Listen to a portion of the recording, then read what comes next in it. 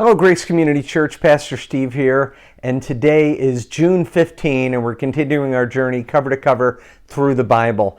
And today we are on the adventure of being with Elijah and Elisha, two amazing prophets. We're in 2 Kings chapter 2 and chapter 4. Now, I have to say, you can't be bored with today's readings. This is just fascinating on so many levels. Well, first of all, we have the passing of the mantle. So Elisha is told by Elijah that God is going to take him away. And then this is affirmed by all these prophets, which is fascinating in of itself. What are all these prophets around the land? Apparently, there was something called the School of Prophets where people would learn to be sensitive to the Lord's leading. And they're all saying to Elisha the same thing. Your master, Elijah, is going to be taken away. And Elisha keeps saying, yeah, I know. Yeah, I know. And what happens is Elijah ultimately gives him a challenge. And that is, if you are with me when the Lord calls me away, you will receive what you desire, which is a double portion of the Spirit or the blessing I have from the Lord. Now, there's a couple of things here which is really noteworthy. First of all, I love the passion of Elisha to be with Elijah so that he could have that double portion of Elijah's spirit. And indeed, Elisha will perform twice as many miracles as Elijah. They're both amazing prophets. Secondly, have you ever heard the phrase, the passing of the mantle? This is where it comes from, biblical history. Because when you see Elijah taken up, he leaves his mantle or his outer coat behind, and Elisha picks it up and then starts doing some miracles immediately, like dividing of a river so he can walk through on dry land. Now, there's only two people in the Bible who get through life that we know of without dying.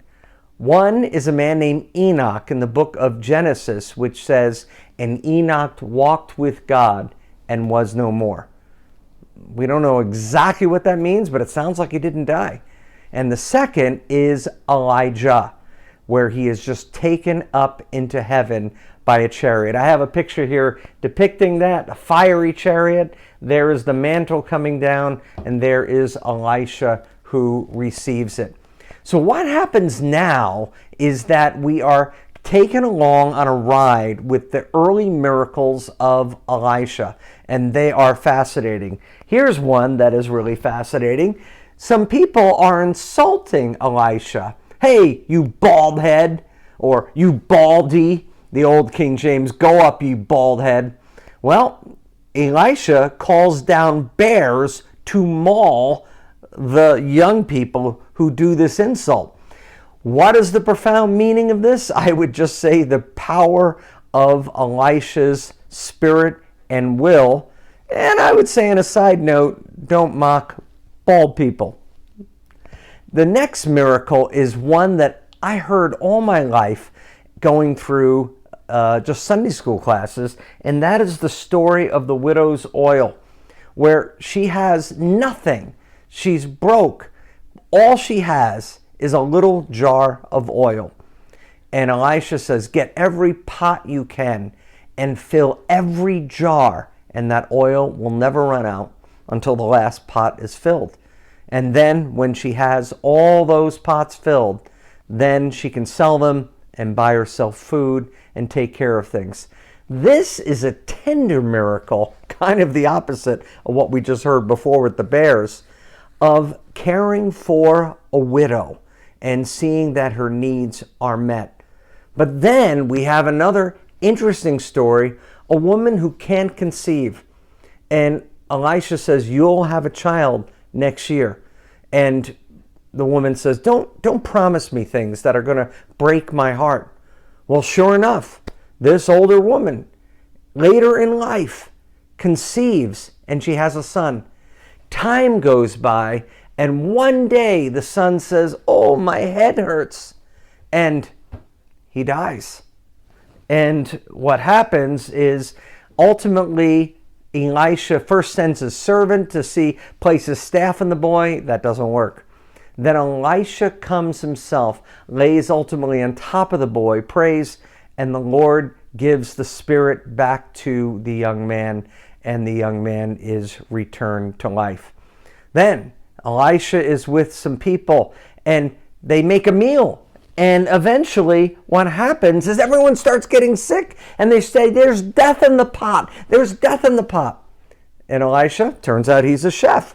He puts some flour in there, does some other things, and he says, "Go ahead and eat. Everything is going to be fine." He does this with water in another town. We have a beautiful village. You could say it was kind of like Las Vegas. Great area, but we have no water. So he makes the water pure by pouring, of all things, into it salt.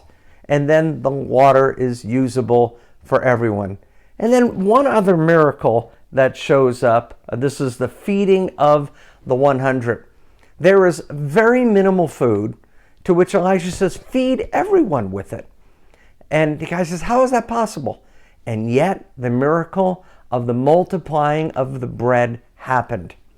Now, this communicates us that he received a double blessing than Elijah had. All the readers can see that. The man is powerful. I would say our lesson here is ask boldly. He comes to Elijah and asks for this miracle to happen. I want a double blessing. You know what? There's a leadership principle. It's this: never say no for people. Give the big ask. You know, one of the things I love about having our new worship leader, Paulo Cummings, is because this very talented individual lived in New York, had a job. I knew there were circumstances in his life that might make him open, but I thought it doesn't hurt to ask, "Would you come to Grace Community Church?" I'm so glad he did. But I'm also glad I was not afraid to ask. Ask God for the double blessing. This morning when I was heading to church, I prayed, "God, bless Grace Community Church. Let us grow in this small town.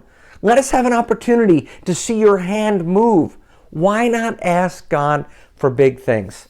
The second thing, and even more important, is that Elisha and Elijah give us an image of what Messiah will be like. And when Jesus comes, raising the dead of a young man, feeding 5,000 with just 2 fish and 5 loaves, you see an image of the Messiah in Elisha and Elijah. Great reading today. Fun section. I hope you enjoyed it. God bless you. We'll see you tomorrow.